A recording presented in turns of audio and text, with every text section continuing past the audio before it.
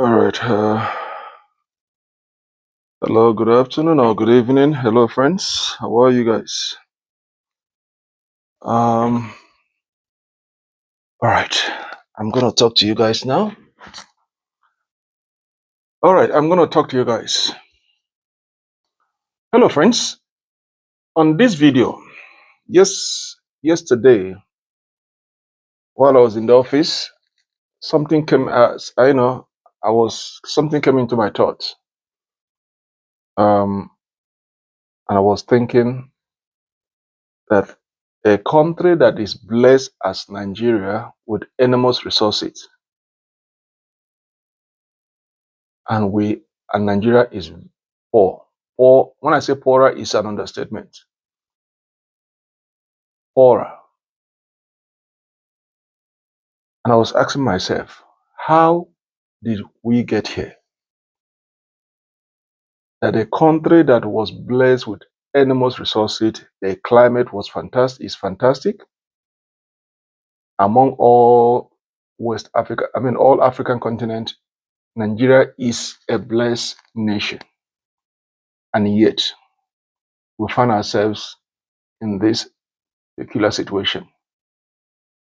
And the people that are holding over 200 million citizens are just less than 1%. People who are kneeling on our neck each and every seconds of our life is just less than 0.5%. Controlling a country with a population over 200 million. And yet, nobody could challenge and say enough is enough. And I was asking myself, who brought us to this point? That a country is divided in areas, divided in regional basis, religion basis, tribalistic basis, and yet every elections with the population, we cannot displace these people that are less than 0.5% and take the country back into our hands and reorganize it.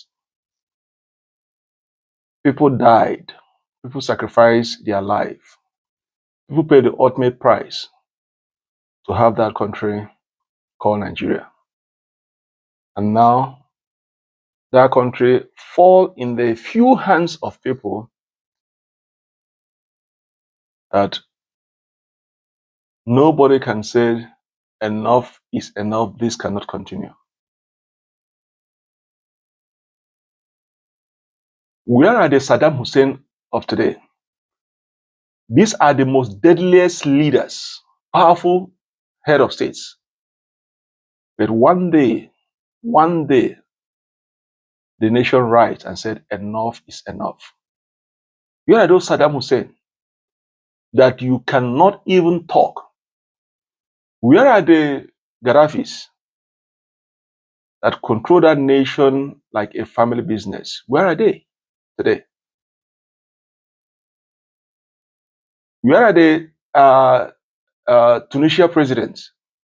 No, not Tunisia president, Assad.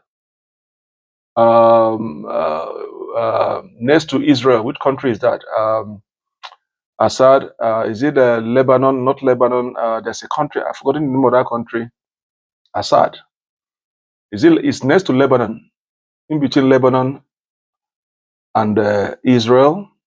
There's a country, it's a popular country, I've forgotten the name of that. His grandfather ruled the country, hand over to the son hand over to the son. These people run the country with an iron fist.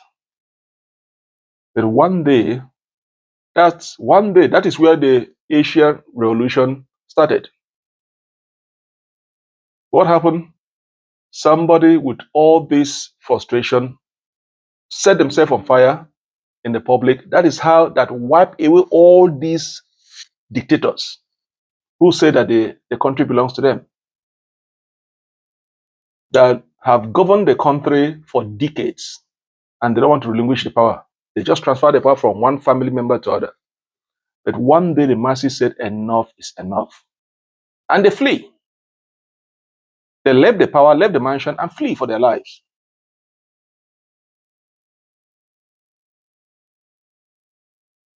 I can go on and on and on and talk about countries that the citizens said enough is enough.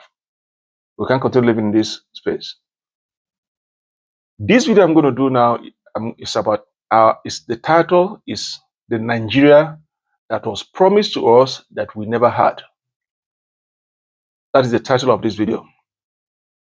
The Nigeria that was promised for us, but we never had it. All right, so follow me as I take you guys into a journey of Nigeria. Who brought us to this point?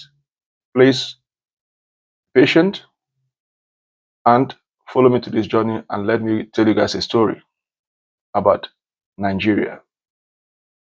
And can we salvage it back? Please follow me to this journey. Let's discuss about this issue. All right? Okay, let's go. Nigeria, the democracy we fought for and the promise we have not yet kept. From Biafra and Aburi to the Fourth Republic. How a nation rich in everything became poor in governance. There is a question every Nigerian should eventually ask. How can a country blessed with oil, gas, fertile land, enormous human talent, and a huge market, a young population, and some of Africa's brightest minds continue to struggle to provide security, electricity, jobs, functioning institutions, and a decent standard of living for its citizens? The answer cannot simply be Nigeria is corrupt. That is not true, but incomplete. The deeper problem is that Nigeria has repeatedly built political systems that allow the competition for power to become more important than the purpose of power. And that story did not begin with President Tinubu. It did not begin with President Buhari. It did not begin with President Obasanjo. It did not begin with President Jonathan. It did not even begin with the Fourth Republic. To understand Nigeria's democratic disappointment, we have to go back to the wounds that created the modern Nigerian state today. Chapter 1. Before democracy failed, Nigeria first failed to build trust. Nigeria became independent in 1960 as a federal parliamentary democracy. But independence did not automatically create a nation in which every group trusted the political system. Ethnic, regional, and religious competitions was already deeply embedded in Nigerian politics. Then came the military coups of 1966. Then came the massacres of Nigerians of Eastern origins in parts of the North. Then came the counter coups. Then came the killings of General Aguiyi. Then came the mass displacements of Easterners. And eventually, Biafra.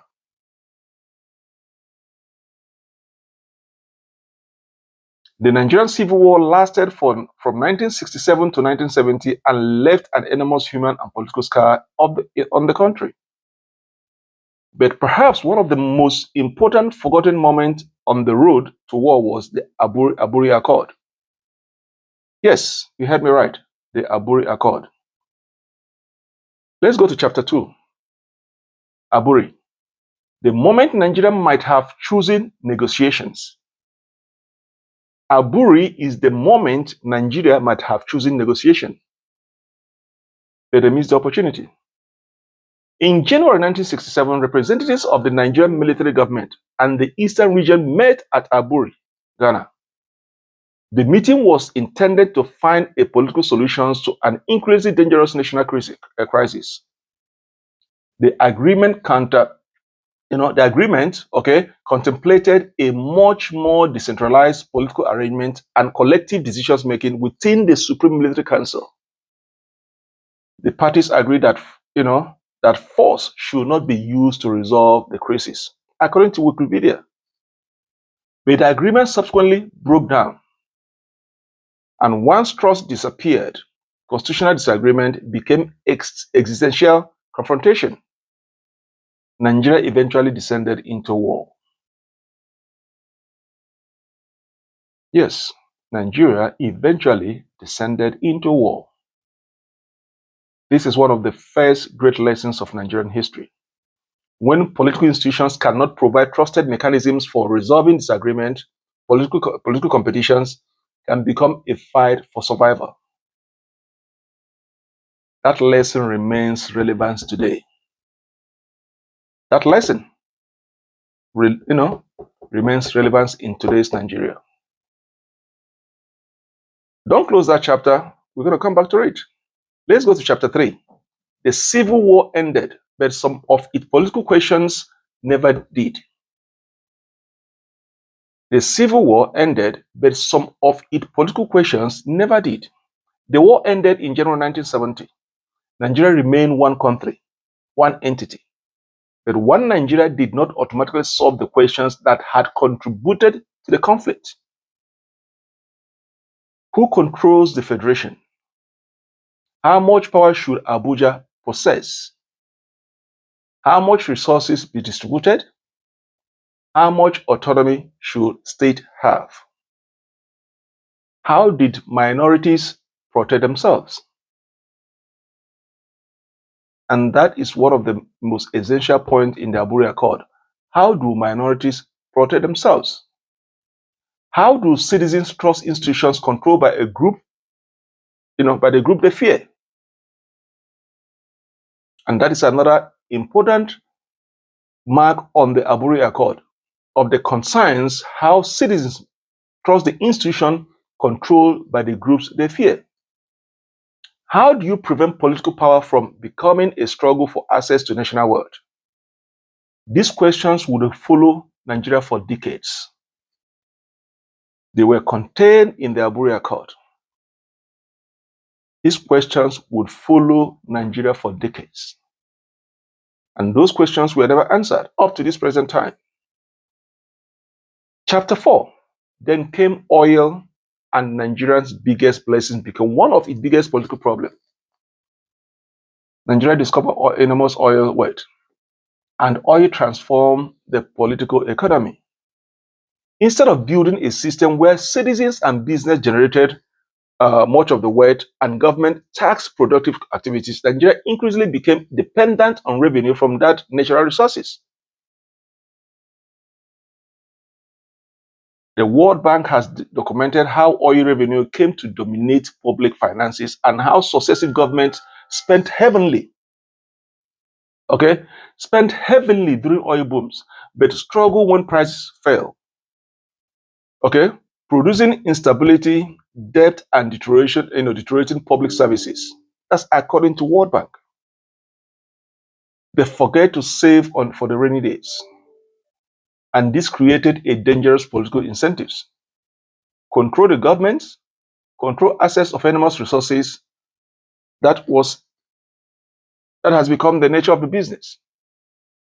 Once government becomes the principal source of wealth, policies become extraordinarily lucrative, as we can see it in today's governance. And when political office become extraordinarily lucrative, elections become what? Wars. Political parties become vehicles for patronage. Government contract become rewards. Appointment becomes opportunity to distribute loyalty, and corruption becomes systematic rather than merely individual. Transparency International analysis of Nigerian describe corruption as extending across federal, state, and local governments, with patronage network playing a significant role in every leverage of government states. That is according to Transparency International knowledge. Can we go to chapter 5? Military rule did not cure corruptions, it normalized impunity.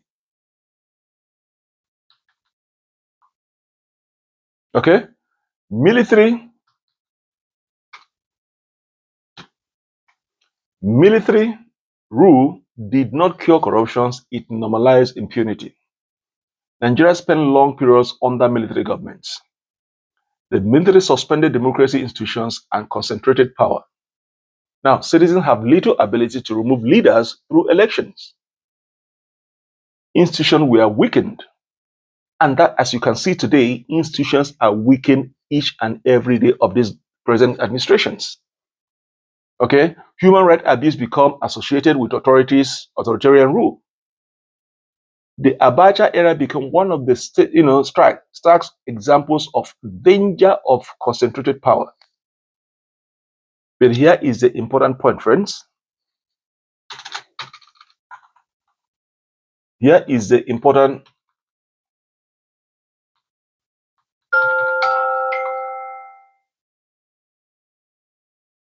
Okay? Democracy did not magically erase the political culture created under military rule. When Nigeria returned to civilian government in 1999, it inherited weakened institutions, enormous executive power, an oil-dependent economy, patronage network, and politicized institutions, weak accountability, a history of electoral manipulations, and a political class accustomed to operating through the elite bargains. And then the World Bank described Nigeria's 1999 transition as a major political change, but also noted the long history of ethno-religious political competitions, corruptions, and military rule was a hindrance to progress of democracy in Nigeria. That's according to World Bank. Let's go to chapter 6, friends. 1999, the day Nigerians dared to hope again. That is May 1999, was historic. After years of a military rule, Nigeria once again had an elected civilian government. Olusegun Obasanjo became president. For millions of Nigeria, democracy represented more than voting. It represented freedom, dignity, opportunity, rule of law, better government, a future for their children. There was enormous optimism. But it was dash. Indeed, contemporary assessments of the 1999 transition describe the return to democracy as a moment that rekindled hope among Nigerian citizens. That's according to World Bank. But the question was always going to be,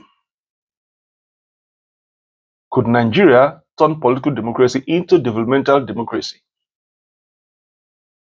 Could Nigeria turn political democracy into developmental democracy?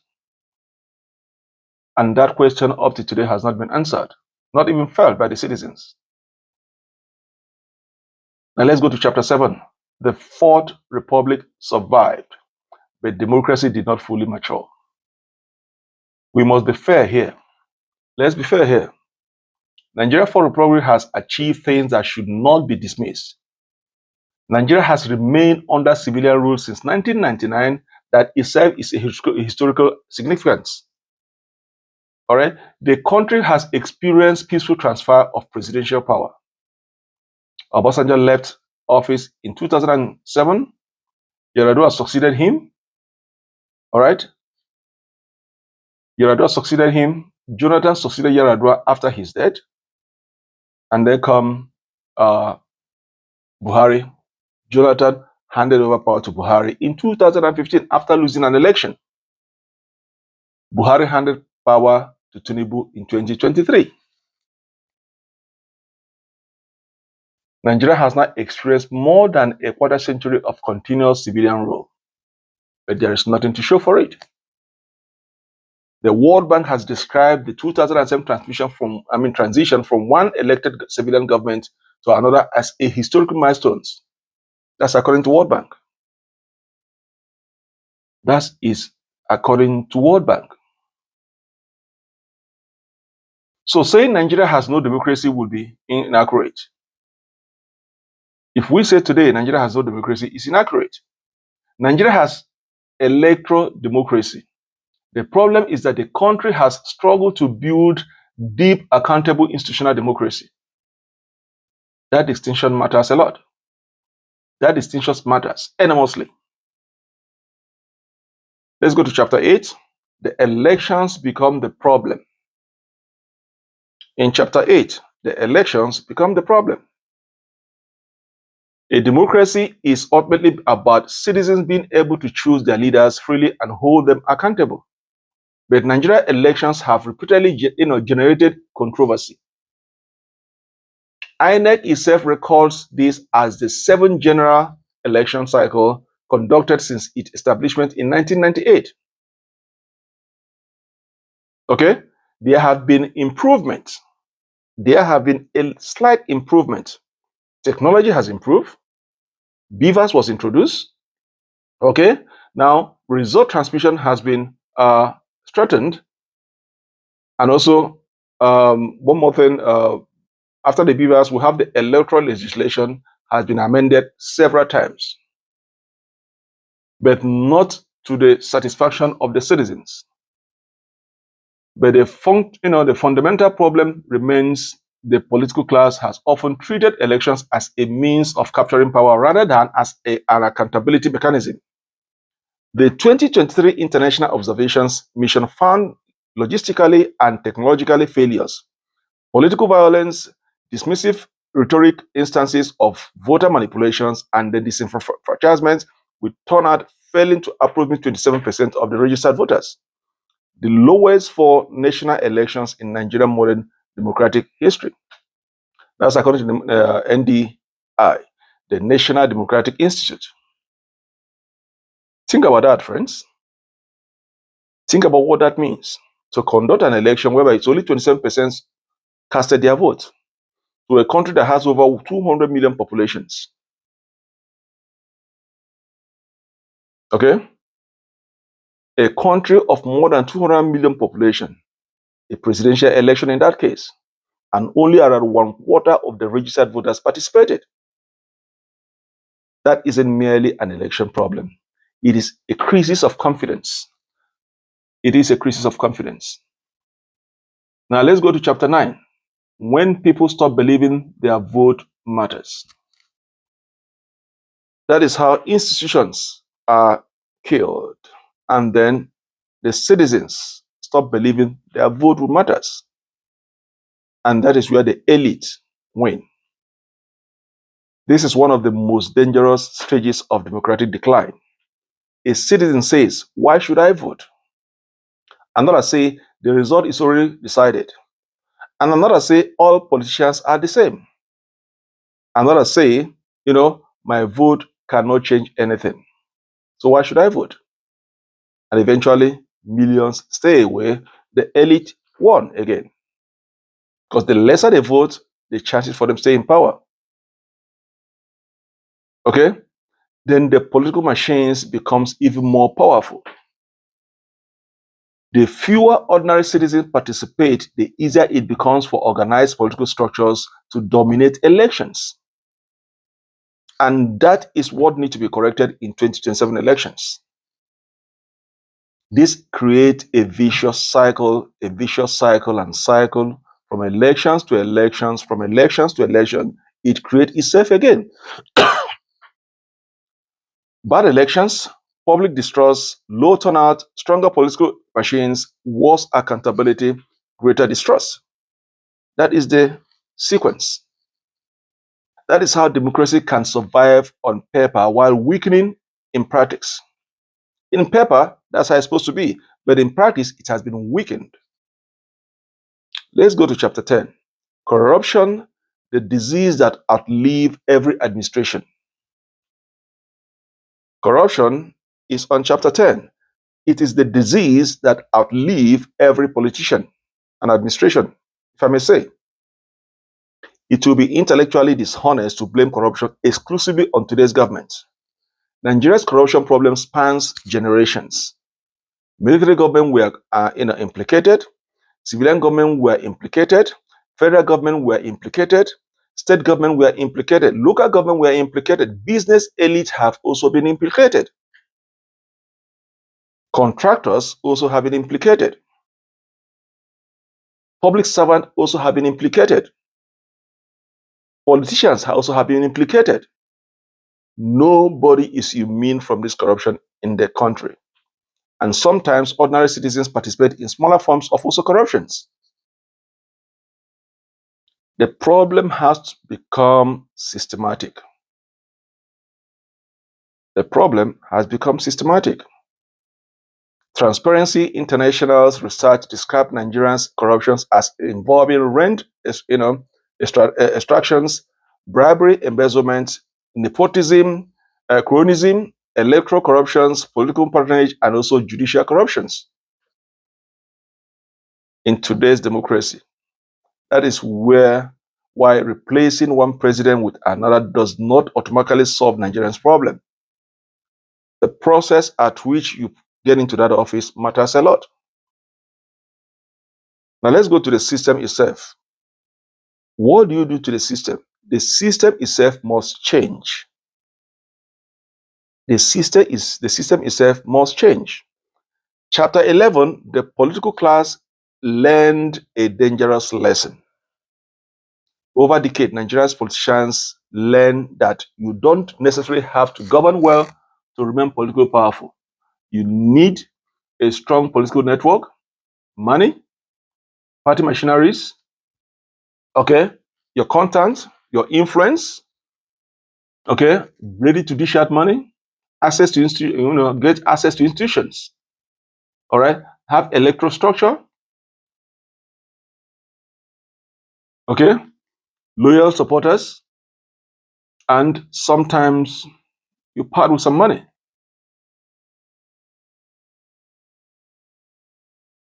Or sometimes you have control over state resources. That is why political defections are so common in Nigeria. Right? A politician may campaign against one party today and join it tomorrow. A governor might condemn the federal government today and praise it tomorrow. Okay? An opposition party politician may become an ally once political calculations change. This creates one of the most damaging perceptions in Nigerian politics, where there is no ideology. That principles are negotiable, but political survive it is not. You can negotiate it, but you cannot survive it politically. Chapter 12, the young generations was promised a different Nigeria. The young generations was promised a different Nigeria. This is where the tragedy becomes personal. Nigeria's younger generation inherited a country with oil, gas, agriculture, minerals, a massive domestic market, technology talent, okay, creative industries, entrepreneurs, okay, a huge youth populations. The World Bank has repeatedly highlighted Nigeria's young populations and natural resources, okay, as enormous potential resources for growth, while warning that weak productivities and insufficient jobs threaten the life standard of every Nigerian. That's according to World Bank. Yet millions of young Nigerians face hardship day by day. Unemployment, underemployment, okay, poor infrastructures. The road network in Nigeria is the most deplorable road network we ever have in the world. You have unreliable electricity, high transportation costs, okay, insecurity, which is prevalent in today's society, okay, limited access to quality of life and quality of education, poor health systems, okay, a country that even if you walk into an office seeking to get a pen, a civil servant, you need to pay to get a pen, okay, difficulty accessing capital, and then inflations and declining purchasing power of the Nigerian currency. And the most heartbreaking consequence is this: the Nigerian dream increasingly becomes living Nigeria. The young person who should be building Nigeria starts thinking about Canada, US, Germany, Britain, okay, Japan.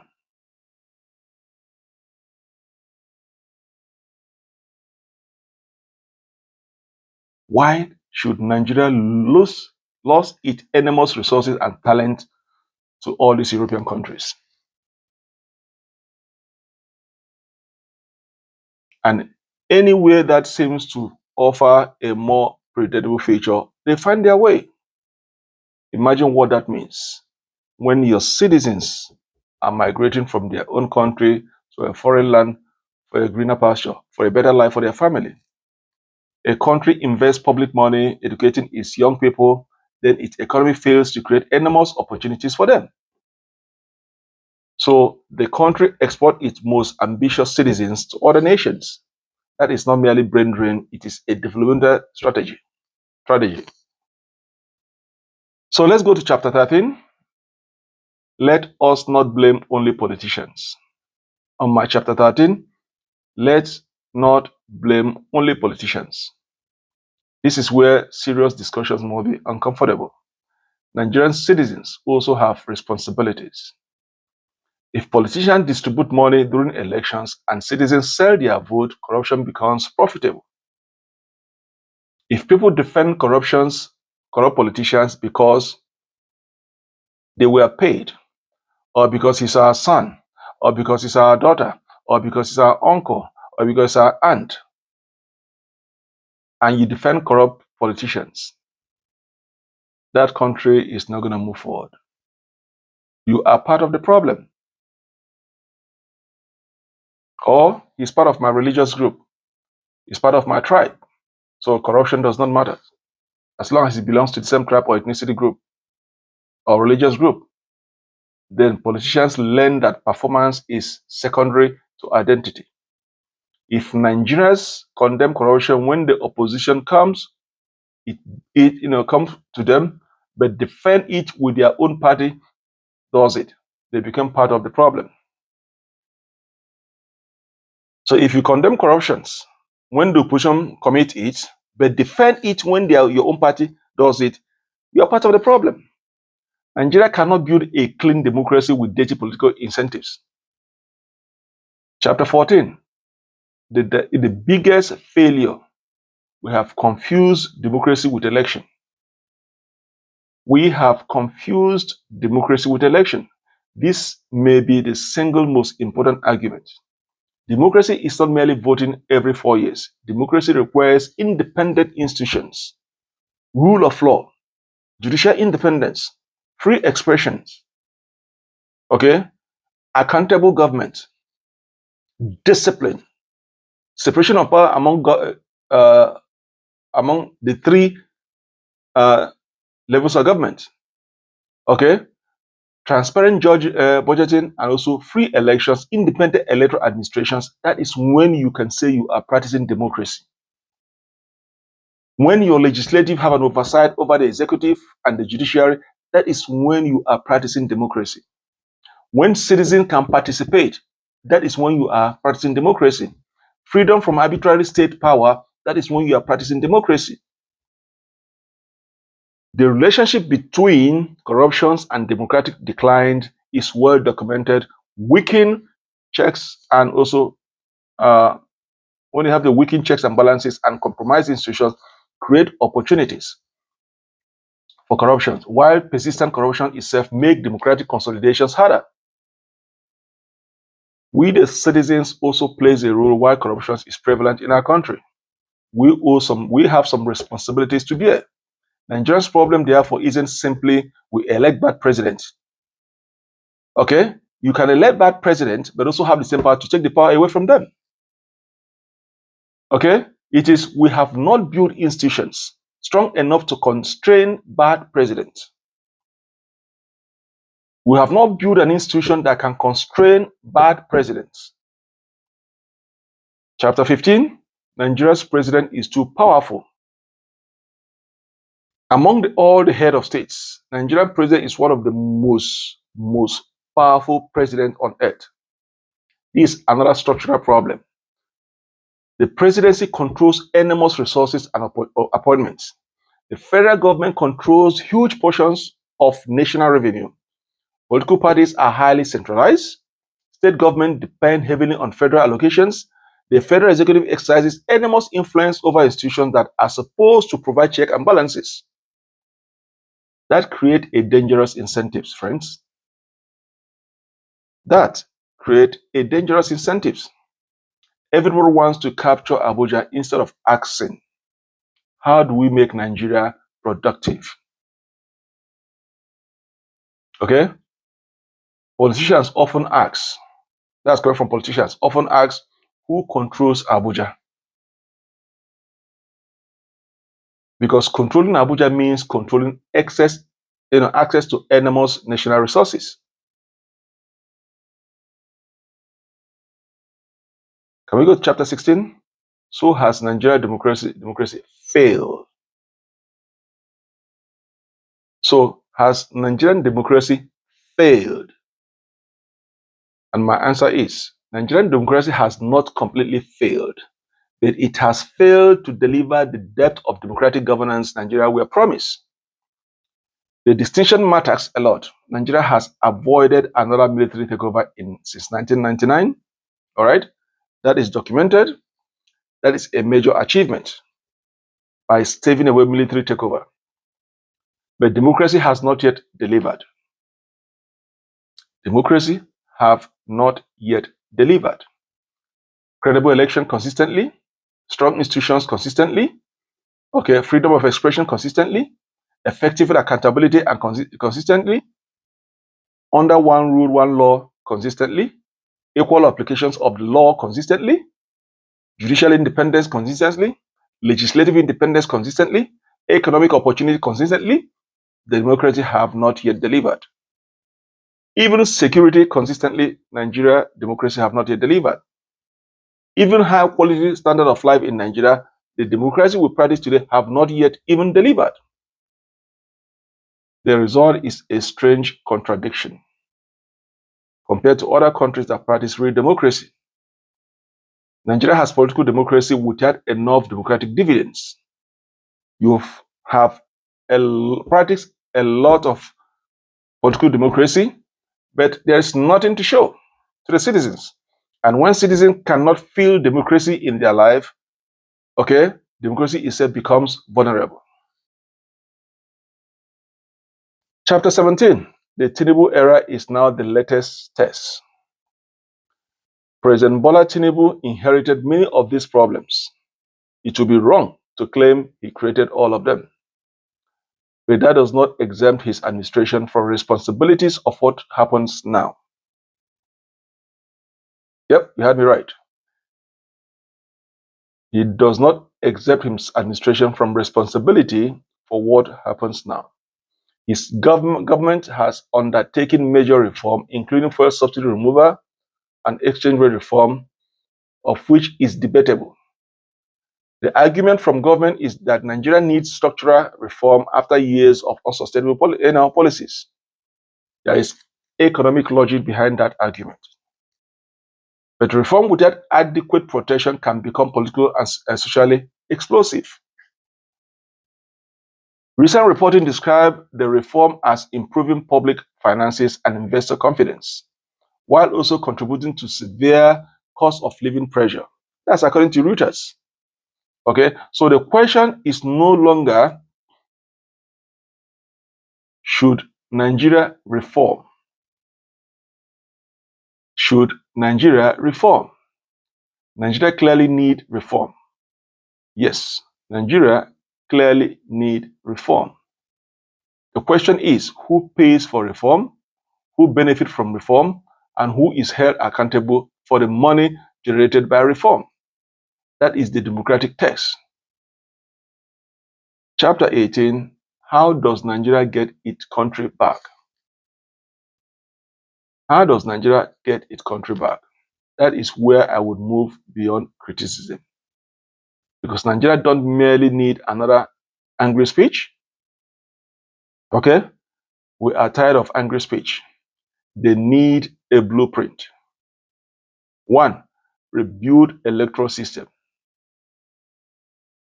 Rebuild electoral system. Let the citizens have the power to elect and have the power to fire. INEC must become genuinely operational, independent. Political interference must be reduced and avoided. Election technology must be reliable. Result must be transparent, auditably. Okay? Electoral offenses must be what? Prosecuted. It starts from rebuilding the electoral system, whereby buying vote must have consequences. Politicians who sponsor violence will face consequences. Elections must become harder to steal than to win. Secondly, reform political party financing. A democracy cannot function properly when enormous amount of untraceable money determine who gets nominated. Okay, Nigeria needs to reform their political party financing. Transparent campaign accounts. Real spending limits that are enforced. Disclosure of major donors. That is critical. Independent auditing, also important. Serious penalties for violations. Okay, politics should not be an investment vehicle where spending 10 billion today is expected to produce 100 billion. Okay. 3, make public procurement transparent. Make public procurement transparent. This could transform Nigeria. Every major government contract should be publicly searchable. Citizens should be able to see who won, who bidded, okay, how much, okay, what are promised in that contract, what are the benefits of that contract, when should it finish, how much has been paid so far. All this should be disclosed to the public. Transparency matters a lot. Who inspected it? Was it completed before the final payment? Transparency International has identified procurement as a major corruption risk in Nigeria. Okay? The Nigerian citizens should become the government auditor. 4th, reform the judiciary. Okay? Reform the judiciary. A democracy without trusted court is extremely fragile. Judges must be independent. Judges must be independent, properly funded, protected from political assets or political pressure, held accountable for misconduct, and election disputes should not take so long that a stolen mandate effectively become permanent by the time the judgment arrives. There should be time limit from the date of filing to when judgment is given. 5th, devolve responsibility and resources. It is high time Nigeria devolve responsibility and resources. Nigeria needs a serious conversation about federalism. The Aburi crisis is not identical to today's Nigeria, but it reminds us that the distribution of power between the center and the regions has been a fundamental Nigerian question of decades. State should have clearer responsibility for more areas of governance. And where states receive resources, citizens should know how much the state receive, from where, okay, from where, spent on what. So how much, from where the resource come from, and spent on what, with what results. All this, the citizens have the right to know. And then stop governing the economy like an oil company. You cannot govern the economy like an oil company. Nigeria must finally become a production economy. Oil should finance transformation. It should not be the transformation. I repeat, oil should finance the transformation. It should not be the transformation. Nigeria needs manufacturing, agriculture, less import or fewer import. Energy, okay, production and export of energy to the neighboring countries, mining, all those things create employment to the masses. Logistics also create employment to the masses. Creative industries are very critical to the growth of an economy. Digital services also have an added advantage to the growth of an economy. Okay, export industries. Okay, the World Bank has argued that Nigeria needs new growth models based on productivity, investment, and job creation rather than relying on population growth and resource wealth alone. That's according to World Bank. Okay, so Nigeria economy updates, accelerating economic expansions and creating new space for citizens to participate. All right. So can you get Nigeria back? Yes, you can. You can. And seventh on my list is electricity must become a national emergency. Electricity must become a national emergency. You cannot industrialize Nigeria without reliable power. You cannot create millions of jobs with businesses spending enormous amount to generate power. You cannot compete globally if factories cannot predict their electricity cost. Nigeria should treat reliable electricity as an emergency. Okay? Treat it as an emergency. Economic infrastructure, not merely a social service. And lastly, not least, make education an economic strategy. Nigeria does merely need more graduates. Nigeria has a population of graduates, but fewer jobs to accommodate them. It needs engineers, technicians, doctors, nurses, okay, programmers, okay. Nigeria need all these people, all these specialists, okay. Nigeria need all these scientists to fill in those gaps, and that is how a nation grows.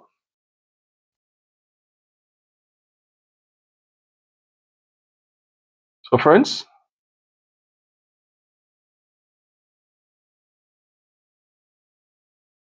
where I can go on and on and on and on to say, how do we get here? The education system must be connected directly to the economy. 9, give young people a state.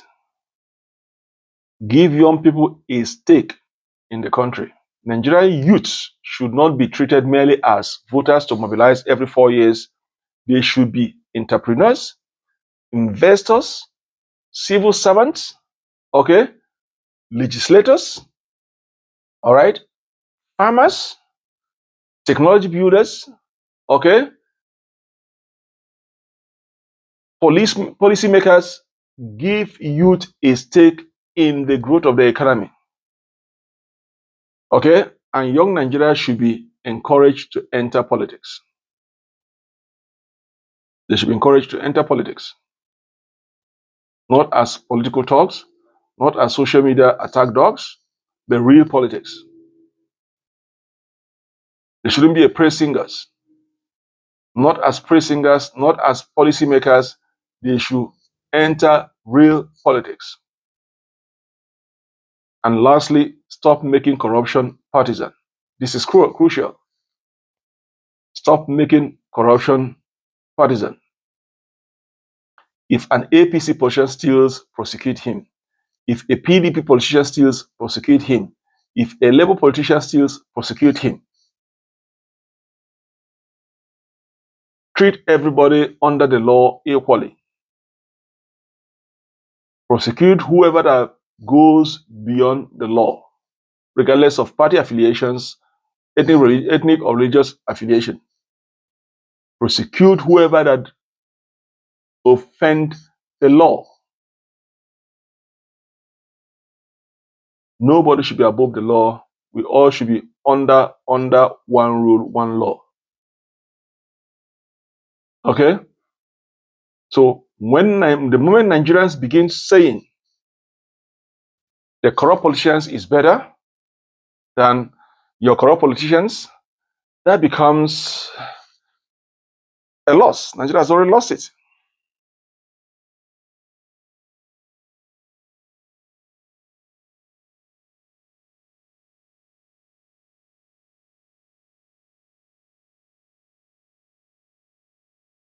Nigeria does not need another Messiah. Nigeria does not need another Messiah. This may be the hardest lessons. Nigeria has repeatedly searched for the strong man, the savior, the great leader, the honest president, and all has failed the citizens. But no president can personally fix one Nigeria. It is a work in progress. Nigeria needs institutions that work even when the president is bad. That is the difference between a mature democracy and a personality-driven state. Okay? The Nigeria we owe the next generation. The Nigeria we owe the next generation. Imagine a different Nigeria. A young Nigeria woke up in Enugu, Kano, Lagos, Port Harcourt, or Kaduna. Electricity works. Public transportation works. The roads are good. Insecurity is better. The police protect every citizen, not intimidate them. Okay? The schools provide quality educations. The court gave justice. The hospital doesn't require someone to know a politician. Quality healthcare. A small businessman can obtain affordable credit from the bank. A farmer can be more productive safely. A software engineer can sell globally. Okay, a manufacturer can predict electricity costs. Okay, an election can be won without violence. That is the type of Nigeria we need now, where a minister can be questioned without fear of favor. A president can be criticized without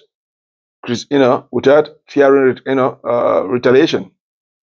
A governor cannot lose an elections and peacefully leave office. That is the Nigeria we need today. And when a public official steals and the law catches him, that is not a fantasy. He is treated equally under the law to face the consequences, regardless of ethnicity or religion. That is what a functioning democracy is supposed to be. And here is my final question. Did Nigeria fail? Did Nigeria fail? Perhaps the better question is, did Nigeria fail, or did Nigeria, political class, fail Nigeria? I believe the evidence points strongly towards the latter. All right, Nigeria itself has enormous capacity, enormous resources, with a very good land mass, with a very talented, youthful generation. Its people have demonstrated extraordinary resilience. Okay, its entrepreneurs build businesses despite terrible infrastructure. Its musicians dominate global stage. Its filmmakers compete internationally. All right. Its technology sector produces world-class talents. All right. Its doctors and professionals succeed around the world. If young people innovate under these conditions, that would defeat many societies. The problem is not a shortage of Nigerian talent. Okay, that is not a shortage. That is not a problem. It is a shortage of institutions capable of converting Nigerian talent into national prosperity. From Biafra to Aburi, from military rule to democracy, there is a straight historical line, running through Nigerians' story. So, friends, we can still salvage this country if we determine to do so. That is the picture I painted, is the Nigeria that was promised us today.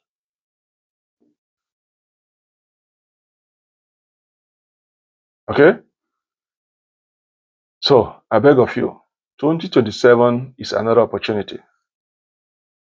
Let's all come out in masses, cast our vote, stand there, defend it, and make sure it is counted.